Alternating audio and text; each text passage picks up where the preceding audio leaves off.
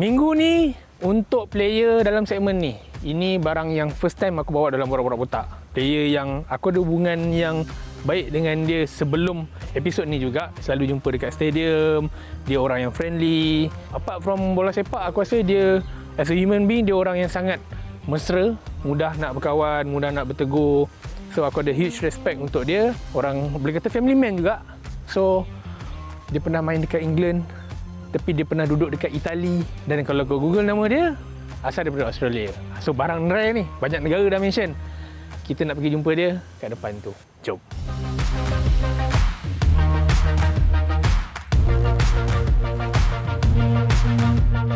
Minggu lepas, segmen ni tak ada. Kita take a break kejap sebab kita nak fokus barang kat studio dalam Borak Borak Botak. Tapi minggu ni, ini barang yang first time. Senang cakap, first time dalam Borak Borak Botak, aku akan cakap bahasa Inggeris. Akan jumpa dengan seorang player, Gigi namanya. Bukan Azizi, bukan Fauzi, tapi inilah dia, Giancarlo Gallifuoco. Gigi, how are you? I'm good, my brother. How are you? After so long. So long. So long, huh? So long. How's things? How's life? Yeah. Everything's good. The kids was good. How's the kid? Hey, I'm telling you, man. I'm entering now a boy. I'm very scared. A little Gigi is freaking me out. But okay, the new Gigi is coming. Yeah. Okay, hopefully it's not Kenny. Oh my. Don't do that to me, please. Okay. Thank you. You better be careful with what we wish for, okay?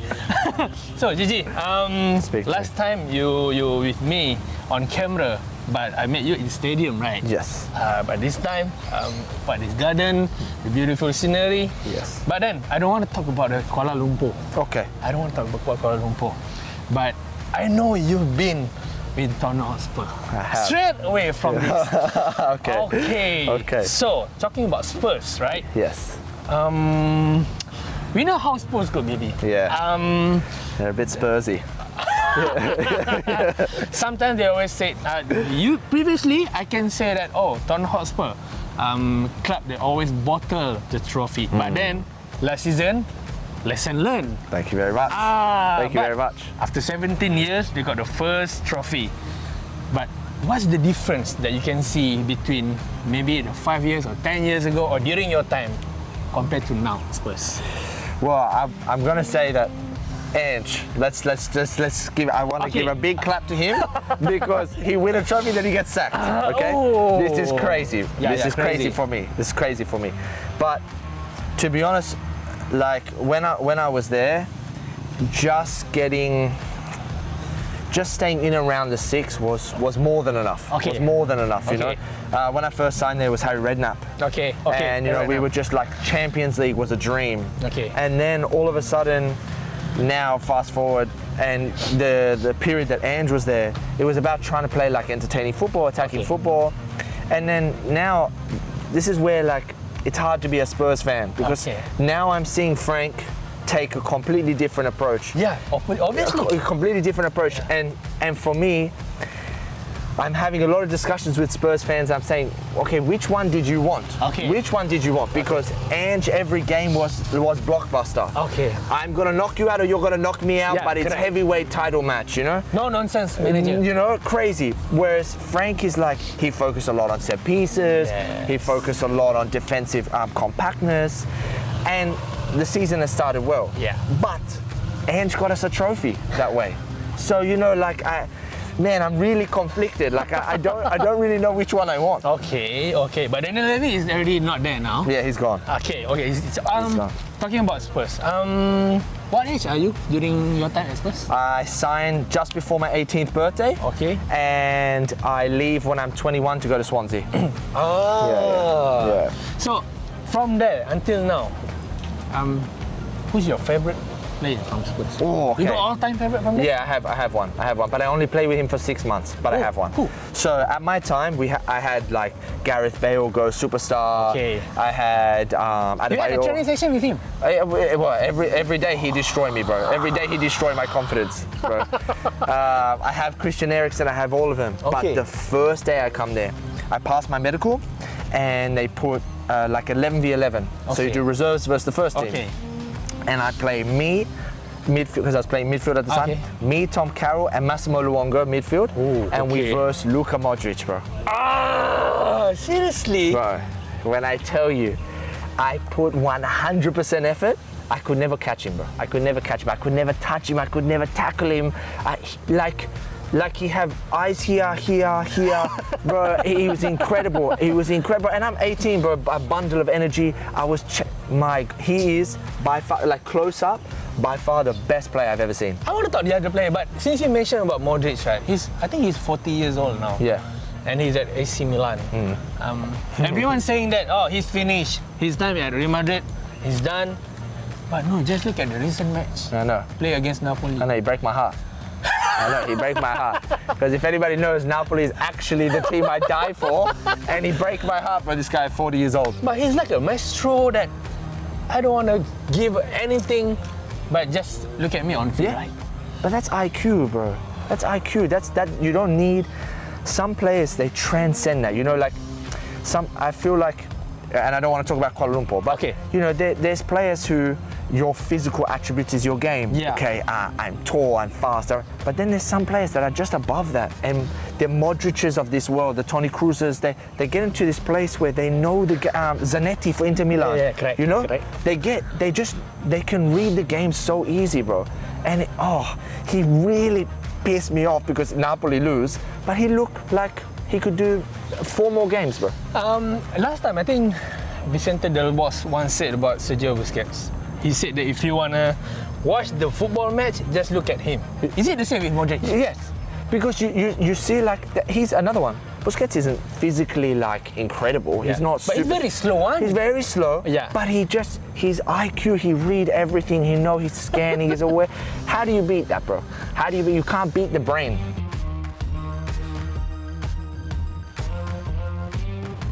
Harry Kane. You play with him, right? Yeah. How long you play with him? So he was in reserves when I came. Okay. So I saw him go from Harry Kane to Harry Kane. Yeah. Did you expecting that he's gonna be this big, his name? Because recently he just got the fastest 100 goal. So are you expecting that or not?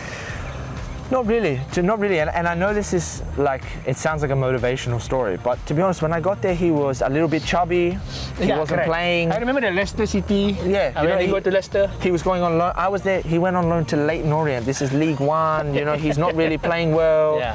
But every day, and I have to give credit to H, like, great character, and also he would, every day, bro, and I know you hear these stories about like Ronaldo and stuff, every day, bag of balls, he would shoot, and I used to think that's not what you need, bro. You need to run and eat a salad. You know, like you're not doing the right thing. They're the normal youngsters thinking, right? You know, I'm like, bro, that's not your problem. But in the end, who's right? Because now, fastest 100 goals, he's you know, so he's probably laughing at me and anything that I say. So I really watched him grow, and that was, to me, that was incredible. That was incredible, but I never saw it coming.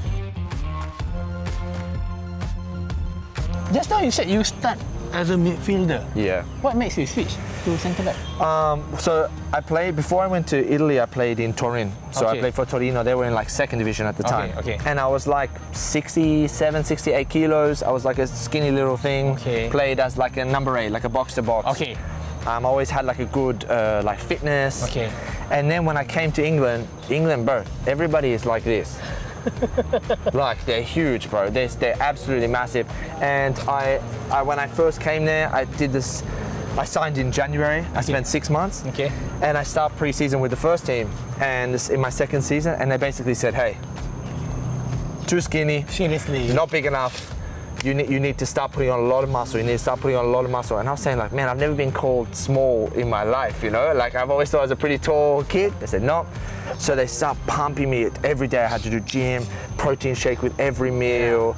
And as I got bigger, it became more obvious that my defensive qualities were better than my off.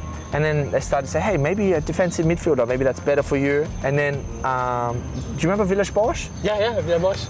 He spoke Italian. So he kind of took me under his wing and he said, hey, I think you've got a future as a centre back.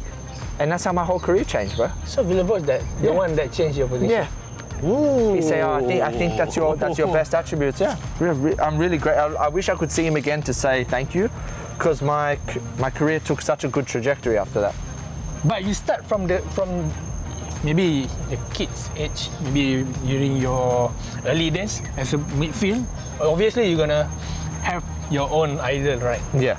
So, midfielder and a centre back. Who's the idol for you? Okay, so As a midfielder first. Okay, I know you know that my family all from Napoli. Okay. So okay. I cannot say anybody's name but Maradona. I cannot say anybody's name. My dad used to say, if you want something, you pray to God. But if you want it really bad, you pray to Maradona. Bro, Seriously? bro, he obsessed, bro. My family have a cafe in Sydney and the whole wall has his face. Yeah, so Maradona is the god for us. He's the idol.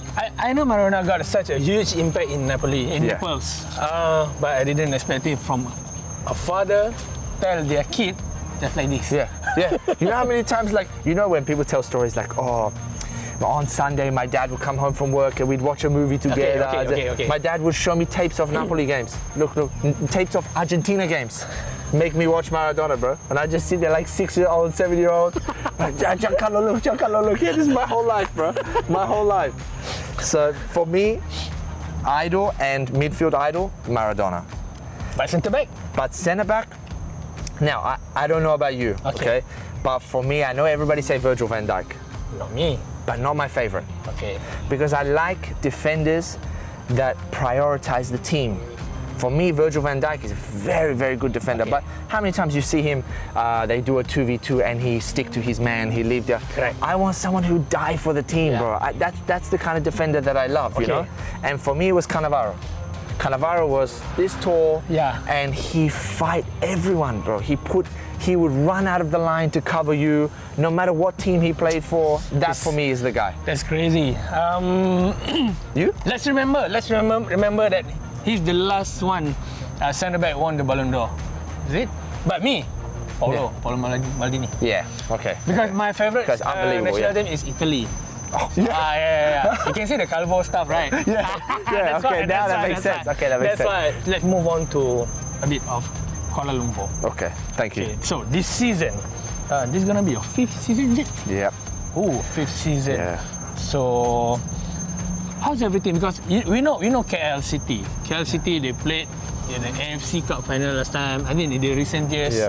but have so much problem. You don't have to mention it, but we all know what the problem is there.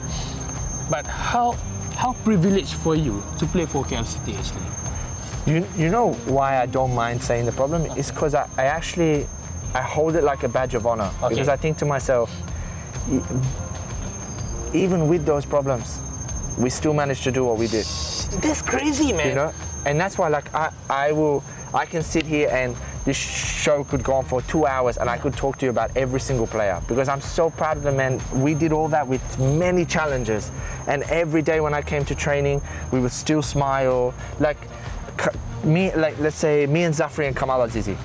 Man, we are like this. We are like this even through all the troubles, through all the things. You know, I've seen Kenny and I've seen all of us, Paulo, and all of us navigate this. And bro, we won Malaysia Cup. Yeah, Next I year we know. get AFC Cup final. Then we get Piala FA final, and we did that all maybe second smallest budget in the league. I could sing their praises for the next 2 hours, bro. I'm very, very proud to be a City boy. And inshallah, many, many, many more years. Because the moment I heard about the problem that happened in KL City, right? Sometimes I was thinking, even if I'm that position, I'm not sure if I can make it or not. Yeah. Bro, Yeah, it's not easy. It's not easy. I know it's Yeah. not easy. And I have a huge respect, even Thank you. not for you, but then all the players, all the staff in KL City some more. Yeah. In KL City, which player the most always focused, always serious one? Oh, okay. We all in the workplace. Every time we're gonna have at least one Yeah. person that always, the joke, okay. Yeah. So in KL City, who's Okay. that? Okay. See, because there's a lot of hard workers. A lot of hard workers. Yeah. Ken is a hard worker. I'm a hard worker. Okay. There's many hard workers. But when you're talking about every single training. There's two players who don't want to joke, they want to win. They want to win no matter what. And that is obstacle. Oh my gosh, bro, so many times they hurt somebody, right? And that is Kamala Zizi and Ryan Lambert. These two, if you have them in your team in the training game, you won. You won. Confirm you win. And I love it, bro. I love it. No matter how tired we are, what is going on, once they cross the line, these guys want... I'm competitive, but I'm a good loser, bro. If I lose, I say, okay, congratulations, you won. No, these guys want to kill you, bro. They want to rip your shirt off. I love it. Them two, both of them, so like little brothers to me. But there's one time I do the studio show for KL City, and then during the match, I'm not sure I was talking to who at that time, and then I said, apart from all the right back in Malaysia, I don't want to meet Kamal Azizi. There's no nonsense, bro. Bro, and he loves it. The moment he picked the ball for throw-in, you can see his face. You go away. Yeah. Bro. And he enjoy it, bro. He enjoy making your life problem, bro. I love it so much because he play kanan to me, so it's always me and him, you know. And every time, and I don't want to talk too much about like the KO, I know, I'm sorry, but it's just every time we get into a game, every new season, and a new foreigner will come, and they'll come on me. I win a header, and they think, oh, small boy to the right, I come over here, and I think, oh, bro, you made a big mistake. You made a big, and come, and I say, yeah, welcome to Malaysia, bro. He do it every year. I'm gonna mention the name, but you have to describe them. You already described about Kamal Azizi. But how about Paulo Jesus? Oh, legend. The El Capitano. Legend, captain, has helped me so much since I come here. Man, he's now on the latter stages of his career, and he still manages to produce so many goals. Correct. I'm so happy for everything that's happened with him with the national team and him at the club, and honestly, just legend if I can sum him up. Safawi Rashid. Oh my God, my sniper, bro. This boy is such the left-footed bullet. Bro, this boy is such a good boy, bro. He is such a good man. You know, when he was coming, I was thinking, I don't know how he's gonna be. You know, I've only ever versed him. You know, I don't know his character, but so humble. And if you let him shoot on his left foot, it's buona notte, bro. It's good night. It's selamat malam, everybody. Do not let him shoot. Great player, bro. Great player. Last one. I think this is the first season as well. Kepashiman. Yeah. You know what? I have a big soft spot for him. Because I think that, and you watch as much football as I do, maybe more. I think in strikers, they're always judged by your goals per game, your goals per game, and I understand that. But not everybody is willing to run and move for the team. There's no strikers that always do that, you know? Haaland is not necessarily going to make runs for everybody else. He wants to score. But Batom last time just walk on the team. See? It's either he score or I don't do anything.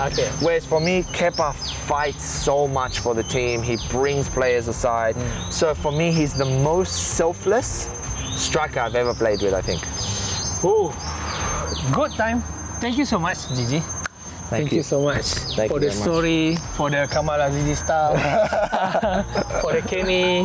But I really appreciate that.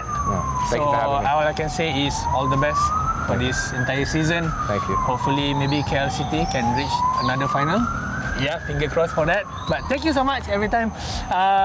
Again, untuk korang, this time Gigi dah share banyak benda. So korang kena bagi support dekat mana-mana player yang ada. Kau tengok Gigi 5 years in Malaysia, 5 season dekat Malaysia, tapi still kau nampak main, kita tahu apa yang jadi dekat KL City, tapi still lagi play by heart, bukan tengok duit semata-mata. Apa pun, kita jumpa next episode.